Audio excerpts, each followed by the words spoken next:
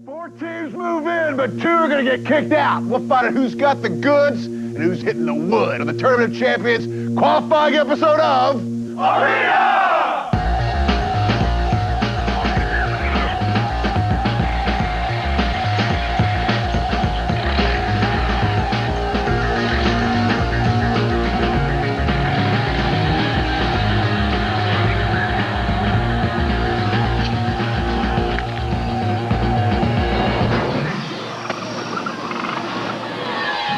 Welcome to Arena, the show that turns multiplayer games into competitive sport. I'm Lee Rimman, and today, what an episode we've got for you. We have brought back the 4 best teams from this season to compete for Destination Vacation in our Tournament of Champions, people. And the winner will receive our all-expenses-paid trip to the land of palm trees and hula girls and all kinds of stuff I can't talk about. And it's all in Hawaii. Now, this is the cream of the crop, as none of these teams here today have ever lost on this show. So you can expect plenty of top-notch arena action. Now let's go to top-notch Kevin in the PC ring to explain how the gameplay is going to work. Kavina. All right, thanks, Big Daddy. Today we're doing things a little bit different. In our semifinal round, as our teams will be playing one game and one game only. It's Unreal Tournament 2004. Now it's a round-robin style competition. Each team will face each other once, and when the dust settles, 2 teams will advance to the finals. And there will be no excuses because we'll be playing all 3 modes in UT 2004. That's right, Assault, Onslaught, and Capture the Flag. Now, you may not have seen these guys in a little while, so let's get reacquainted with our semifinalists. Our team name is Corpse Factory. We've gotten here by winning 3 in a row, and we know we should have won 5. When we first got here, I think we were all expecting the competition to be a little more fierce. We didn't think that we were going to do as well in Unreal. We definitely thought it'd be more challenging. We're actually looking at it as, you know, now we've got some really good competition, so right now it's anybody's game.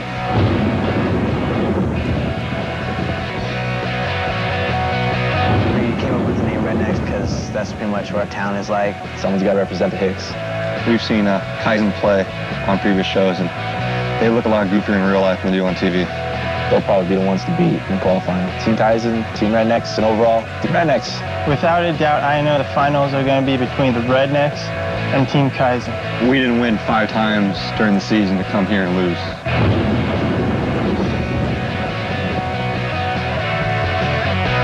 Team Vulgar. It's the most delicious, rudest thing you've ever actually encountered. People on the post, on the boards at G4 Arena, if you want a piece of us, bring it on, because we'll kick your ass. There's only 4 of us that are in this TOC. I see we could be there. I don't see any problems with it. I don't see us really losing to anybody. Team Kaizen has actually made us really hate them, so we like that. Professional, amateur, you know, whatever you want to call yourself, you still got to win the game. Just talking about it doesn't get you anywhere.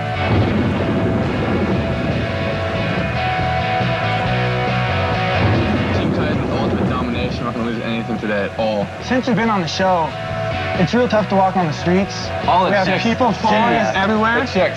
Wow. We have to carry sticks to beat them Arena up. pulls, I'll tell you what. We do have a cocky reputation. People hate it when everybody wins all the time. Everyone always likes to root for the underdog, so if you're winning, you might as well be cocky. So no one's rooting for us. Nope. And we like it that way because we don't need you to root for us. At all. We're like North Korea. Ishka Barton's so hot. So, Nishka, if you're out there, We'll be gunning for you. We're going to win. hands down win. I want Silicon back, please.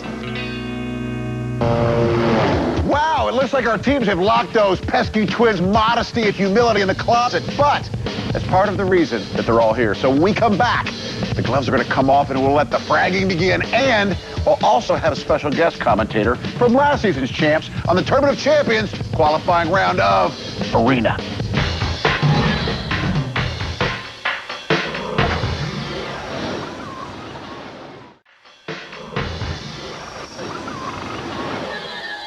Welcome back, everyone, to the Tournament of Champions semifinal round of Arena. Now, the entire season, ladies and gentlemen, has come down to this, the penultimate battle, the Destination Vacation Grand Prize, an all-expenses-paid trip to Hawaii. And before the break, we had a reunion of sorts with our 4 teams who are squaring off to determine our top 2 squads. Now, let's go to Kevin, who's standing by with a special guest. All right, thanks, Lee. Yes, you might recognize our very special guest, either from your local lockup or from last season's winners in the Tournament of Champions. It's Team Kaizen's favorite competitor on Arena, Team Zombies' Ray. there's no applause, of course, but thanks for being here nonetheless. Now, you were here last season as a player. Tell me, what was your experience? What are these guys feeling right now? What's going on? Well, right now, Kevin, they're probably a little nervous. I mean, we've been here for the first time, and they played a little bit, won a little bit, but this is the best of the best. I mean, last time I was here, you know, I was a little nervous, but I knew I only had one competitor, and we took the rest of the teams down, and we ended up winning. So you just got to have confidence, and we'll see who wins. Now, Team Zombie steamrolled their competition last time. Did you guys hold back and save some for the finals, or I mean, what was the strategy? Was it play hard the entire time? It was pretty much just get out there and, you know, make our mark right away. You got to, like, the first match you do, you got to go out there, you got to win. And then from there, people get scared, people get, you know, doubts in their head, and then you can steamroll. So, I mean, we snuck in, and we managed to just take it away, snatch it away. Just win, right? Just win. Now, what's going on backstage? I heard there's a little trash talk from Team Kaizen. I mean, are these players trying to psych each other out? Well, you get, like, both ends of the spectrum. Team Kaizen, talking a little trash. You get the other teams, maybe not talking at all. So they're both trying to psych each other out. So we'll see who pulls it out and who is actually successful in the whole psychological aspect. Way to follow it up with see who pulls it out, by the way. You're going all in on this one. Where are you placing your chips? Who's going to take this competition? Well, so far I haven't seen anybody play. I mean, it's all just speculation right now. But I'd say from sheer psychological, I'd go with Team Kaizen because I figure the more talk, you know, trash you talk, the better you are going to do to, you know, get people off their game. So I mean, I put chips on them right now, but we'll see after the first round who's for real and who's not. So Kaizen, all right, we'll see if they can back it up. Ray, thank you very much for joining us. That's enough face time for you. Let's get to the action in our first round of games of Unreal Tournament 2004. First up in this qualifying round is Kaizen versus Vulgar. Rearman, I hate to step all over your intro, buddy, but, you know, the action is fast here when you got such amazing teams playing. Eska already in possession of the flag, using that lightning gun to mow down Neo, and he's midway across the map, making his way back to the base. Forget about the cat. And Eska goes to plant one, and it's 1-0 for the boys in blue. Team Kaizen out and on the board early. Get that flag. That's a pretty quick score here at Unreal Tournament 2004, especially with teams that are usually so good on the defense. Joining us in booth, Ray, how you doing, buddy? Pretty good, baby. He's in our base. Well, we see that the red team is leaving Neo back to defend, but he's down below. He's underestimating Eska's translocator prowess as he pops up top and grabs the flag right away. He just has speed. Eska leaping his way across the map. He's got the quad damage. He's trying to spray him with some rocket splash damage, and he makes his way. It's 2-0, Team Kaizen. Why do we even practice for this? I'm looking at Neo right now, and he's not double jumping. He's not jumping around trying to avoid fire. He's maybe using translocator, but he's not moving fast enough. Damn. He's got ways of life. Eska, as if on cue, Rearman. He spent a lot of time with that flag in his hands, and we have a flag grab by Freak. I got the flag. Oh, he thinks he's going to touch the flag. Oh, no. Although he goes down immediately, a quick flurry of offense. A millisecond of excitement out of the red team. Eska with that quad damage shock rifle, picking off multiple members of Team Vulgar as he makes his way back to his base. Eska grabs a shield power-up, hops onto the elevator, and plants another one. Big D, what's the score? It is 4-0, Team Kaizen. You guys stay. I want to go once. Finally, someone else grabs a flag other than Eska. Not only is Team Kaizen winning, but they're stacking the deck. Eska's gotten most of the flag caps, and that's a million MVP points. Oh, let's let Nick start. Oh, look at that. They're toying with Team Vulgar. They put the flag, and they get a little team kill just to put some points on another buddy. And it's a 6-0 shellacking by Kaizen over Team Vulgar. Beat this game. Wow, you score so fast and so hard. And round 2's underway. It's the Rednecks versus the Corpse Factory in CTF Twin Tombs. And a flag grab by Master Shake. Flag is returned, but Gazebo's right there. He can jump down and grab it again. And Dexter has the flag for Team Corpse Factory. And Gazebo's back to his home base, but his flag is missing. Gazebo's in possession of his team's flag. Gazebo with the flag for Team Rednecks. Dexter with the flag for Team Corpse Factory. Get that flag. And Dexter has the blue flag, and now I'm Freaking Bad has the red flag. And I'm Freaking Bad runs away from the heat, bounces up top using that rocket launcher. I drop. Try to take him down with the flag. Try to take him down with rocket splash damage. He goes down. Spectre on the offense. The flag has been returned, and Dexter plants it. 1-0 game for the boys in red, Corpse Factory. Nasty with the blue flag. Gazebo with the red. Nasty gets hung up on a corner and gets dropped, and Master Shake returns the flag. Yeah. Gazebo will have a chance to cap it if he can manage to make it back inside his own base. Oh, I'm sorry. I freaking blew your face off. And Spectre didn't even see what hit him. Gazebo was behind him with the flag. That could have been the frag that really cost them this round as we were all tied up. Let's go. And it's Dexter, once again, with the flag, making his way back. And look at Gazebo using the stealth adrenaline power-up. Doesn't even see him. Invisible. Gazebo's covered some good ground, nice and fast. Give that back, you little... Oh, last minute. And he almost plants it, but Dexter sneaks in there and leaps across the gap. He gets dropped. The flag is dropped. Gazebo goes down as well. The red flag is returned. The blue flag is still loose inside their base, though. Nasty grabs the blue flag, but goes down. It's really getting interesting here now. That was incredibly closely. We almost saw the boys in blue team Rednecks pull ahead. Come on, guys, we can't get that close and lose it. And both flags are missing as Spectre worms his way in, grabs a flag, and Master Shake defends it, returns it himself, and he's going to plant it, making this 2-1. Oh, last minute, Nasty took it. Oh, Nasty sneaks in there from behind. Whoa! All hell is breaking loose inside the blue base. Now we're at overtime with a 1-1 tie. It will last for 3 minutes, after which we will base the victor on points. Did you hear that ad-lib, Ray? Rehrman just arose. Got a napkin? Use my sleeve. Actually, it's on your sleeve. Master Shake goes in unopposed, grabs red flag. Nobody around him. Master Shake unopposed, but he goes down. Just that clear. Inspector returns it. Now we see Dexter try to make his way in. And he comes in. Oh, he drops down to his own death. Did it again. Dexter had the right idea, but unfortunately, he failed to execute it. Get that flag back. Dexter with the blue flag, Gazebo with the red, 1-1 tie in overtime. Oh, and I see the head popping out. This could be the final push. And he's made his way back in, but Nasty with a last-second snatch. Got it. Grabs the flag, and he's making his way out of the bottom of the base. 15 seconds left on the verge of a stalemate. Oh, done. Drop the flag, did Oh, Gazebo. my ass hurts still. And time ticks away. It's anybody's game. Rehrman, tell us about the damn scoreboard. The Rednecks taking an overtime on points 121 to 118. Perhaps one of the closest matches we've ever seen in arena history. I'm losing my hair. And now we're underway. Guys, there's a great bottleneck right there, right in that tunnel. They're not letting anybody through there. One's down. Next one. But the barricade has been dropped. A third objective for the red team, Team Corpse Factory, is to destroy those locks on that gate. There's 2 of them. And that's Tet offensive up top in the turret for Team Kaizen. Trying to mow him down as they take the high road, but that turret's almost dead. He's going to have to switch to his link gun and repair it, but he doesn't. That could be a serious mistake. The gun's dead. Damn, I'm right. Keep going, keep going. Corpse Factory seems to be having their way here. Although it does appear that Corpse Factory is having a little trouble with these locks here. Well, Dexter's doing a good job as he chips away at the lock on the left-hand side of your screen. One's down. And there it is. The left lock explodes. Both locks explode, and they're moving on. Subway, baby. Team Kaizen has to defend the command center. Hey, this is where we make a stand. After an early flurry and success for the Corpse boys, had a bit of a snag here. Spectre on the left-hand ramp as he takes down Tet offensive, but is unable to make it to the command center. We're halfway through the round with the Corpse Factory on offense, Kaizen on defense. That's a multi-kill. Who can get an ultra kill first? And Lee, one thing I think we're seeing here is that the strategy that Corpse Factory had earlier, the teamwork, has all but fallen apart. They seem to just be rushing in. Multi-kill. Oh, there's a multi. Our seasoned vets showing why they deserve to be here in our Tournament of Champions. Time is ticking away, but they have chipped away at the health of that one command center. Some of the explosives have been planted, but it's going to take just a bit more if they want to stand a chance at actually taking this round of assault. Go, go, go. And Kaizen now takes the reins on offense. Get that barricade down fast. And almost immediately, the barricade is seriously critical on health. Matt completes the objective. And only a minute into the round, and Kaizen is moving all over the map. Already, the right lock blows up with 0 problem. Both locks destroyed. Matt completes an objective. Kaizen has to get in there and get that command center. This one should be easy. They seem confident. They do have 7 minutes to do it. Well, they should be confident. Woobs just completed one of the objectives. And Kaizen, in short order, dispenses of Corpse Factory. Hey, that was quick, guys. Nice job. The Rednecks versus Vulgar. The Rednecks are 1-0, Kevin, and Vulgar is 0-1. And we see Master Shake bringing all the boys to the death. Ultra kill. And Inano up top, crouched with that sniper rifle, trying to pick off spawning members of Team Vulgar. We see Neo with the mini cannon there, trying to unload on the turret, trying to chip away at the health there. Bad Lieutenant respawns inside. They still have yet to take down that turret, and that's costing them on health.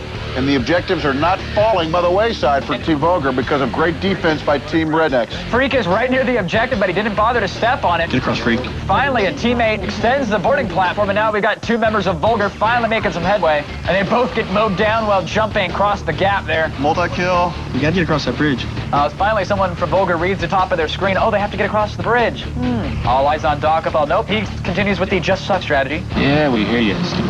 Strategy seems to have changed. Shoot up there is now the strategy. Dockafel could hop in the turret and mow down all the members of Rednecks on their side of the vehicle, but he chooses not to. He'd rather leap in between the vehicles and try to hoof it. A piss-poor performance from Team Vulgar. Offense, yo. And the Rednecks take off on offense, and Kevin, I can already sense that this is going to be a record round in its brevity. Here they come, guys. And the boarding platform has been extended. Gazebo has completed the first objective. God dang it. They're already 7 minutes ahead of the pace set by Team Vulgar. and the explosives have been planted. Gazebo completing yet another objective. You need Spain. Boom go the doors. Gazebo has infiltrated the Nexus missile area. That's what I'm talking about. And he's already in the process of retrieving them unopposed. All eyes on Gazebo. And he will complete this objective, and Team Rednecks will completely humiliate Team Bulger. We love playing SOCOM. Are you in there, SOCOM? All right, so we've really only seen one close game so far with Team Rednecks edging out the Corpse Factory on total points and capture the flag. Now, Team Kaizen, they appear to be the team to beat as they absolutely dominated Team Bulger and the Corpse Factory in that first round, while the Rednecks, well, they cleaned Team Bulger's clock. However, we've got 2 more rounds to see who will be moving on, so take it away, Big Daddy. Like you said, Kevin, only 2 more rounds to go, and it looks like Team Kaizen and Rednecks are on a collision course for our tournament finals and a trip to Hawaii. But, as we all know, here in Arena, things can change in a hurry. So when we come back, it'll be the last gasp for the Corpse Factory and Team Bulger. And it's all coming up. And you know where? Right here on Arena.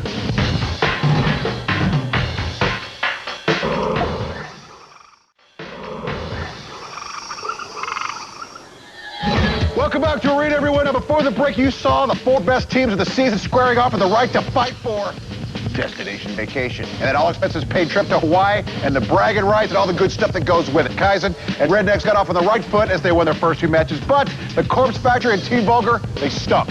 But they didn't come here to lose. So let's go back to Kevin, who's standing by with Ray for some words of wisdom. All right, thank you, Camp Counselor Rareman Ray. It looks like your prediction is coming true. Can anybody stop Team Kaizen? I'd say at this point, Kevin, it's not going to happen. I mean, they got the confidence, they got the skills, they're backing up with their play and their talk. It's all over. All right, well, now that you've seen all 4 teams play, who do you think will actually be joining Kaizen?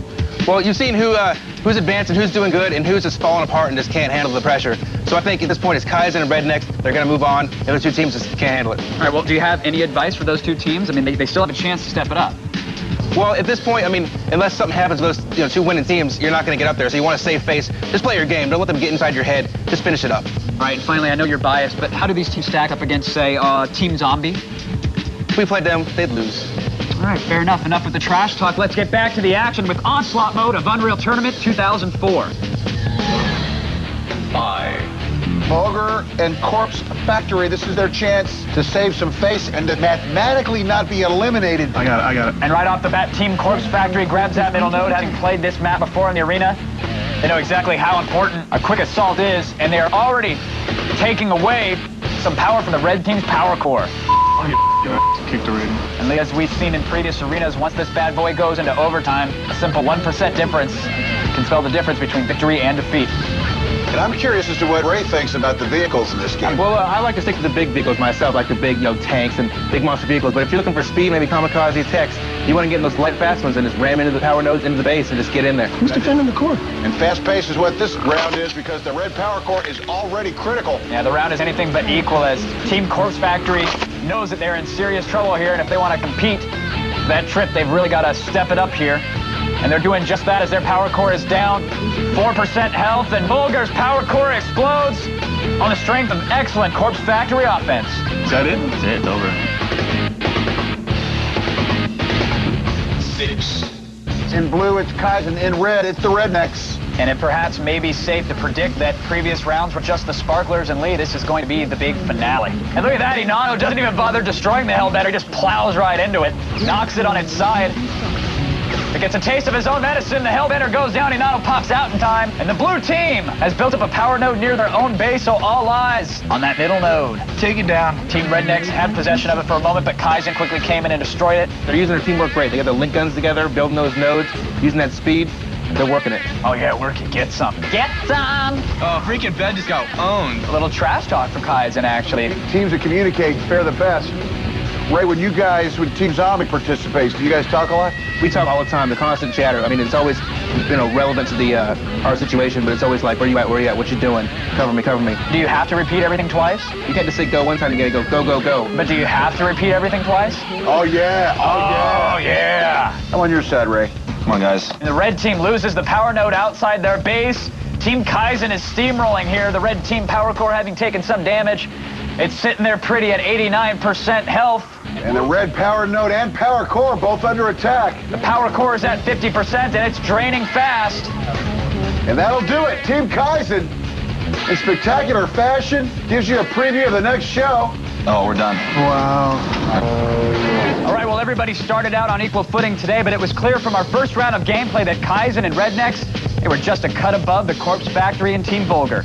I'm not sure if they were just rusty after their long layoff or if they just suck, but Team Vulgar finished the day at 0-3, and the Corpse Factory, well, at least they sucked a little bit less, closing out at 1-2, while the Rednecks posted a 2-1 record. So if you've ever paid attention in math class, you know that Kaizen ran the table and went 3-0, which means that our last round today was just a preview of what's to come, as Kaizen and Rednecks are our two finalists. Right now, Big Daddy's going to bring it home for us. That's right, Kevin. I'm with the two teams that didn't suck at all because the die has been cast, and it reads Team Kaizen versus Team Rednecks, and they'll be returning to fight for all the marbles and the chance to join Ray and Team Zombie at the top of the heap. We are one step away from finding a winner of Destination Vacation and that all-expenses-paid trip to Hawaii, and we'll see who will be the ultimate arena champion right here next time on Arena.